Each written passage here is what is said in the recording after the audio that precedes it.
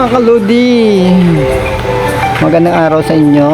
Ato naman ako ngayon, na-try ko mag-challenge sa pagbabasura. Mga kaludi, mga idol, samahan nyo ako sa pagbablog sa tungkol sa pagbabasura, mga idol. Tara na. Ayan, mga idol, kailangan mo nang gumamit ng guantes. Yan, yung gamitan mo ng guantes para sigurado, sure tayo sa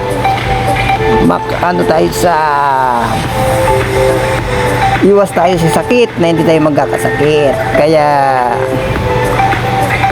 yan, inaayos ko para ikamada siya, mga idol. Iayos ko yung mga basura. Yan, mga idol, puti. I-recycle ko yung mga kasisi. Iayos. Araw-araw ko yung ginagawa, mga idol. Yan. Kaya minsan may nakikita ko dito mga pwede pa. Tulad ng mga yung lagay ng mga inumin. Malinis pa naman siya. Pwede siyang saka pwede pa sa kailangan siyang kulang lang sa linis. Minsan marami pang mga pwede pang mapakinabangan, mga idol. Yan, mga idol. Kaya basta importante marangal ang ating trabaho.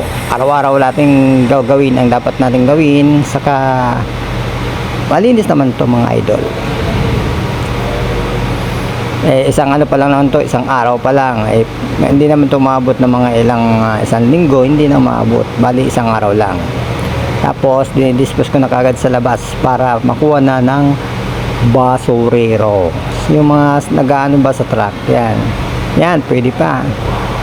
Kaya kung iniipon ko to, halos marami ka talaga makikita dito mga dapat pang gamitin, katulad ng mga baso, mga gamit sa mga kutsara, mga gamit sa office, minsan mga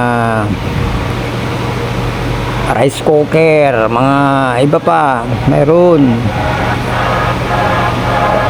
Mayroon pang mga katulad ng mga sandok, mga kawali, mga idol. Grabe talaga makikita mo pag ikaw talaga nagbabasura. Swabe talaga. Lalo na siguro pag sa ibang bansa, no?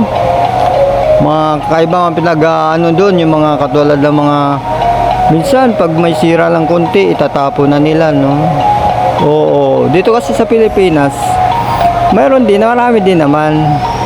Mga halimbawa mga sira ng halimbawa sira ng cellphone, sinasama na sa basura yun. Oo, o kaya nakabili na siguro ng bago. Kaya ang ginagawa nila, tinatapon na nila. Ito kaysa na magpapagawa. Ang mahal magpagawa na ngayon ng mga gadget ngayon, mahal. Kaya ang ginawa, tinatapon na lang nila.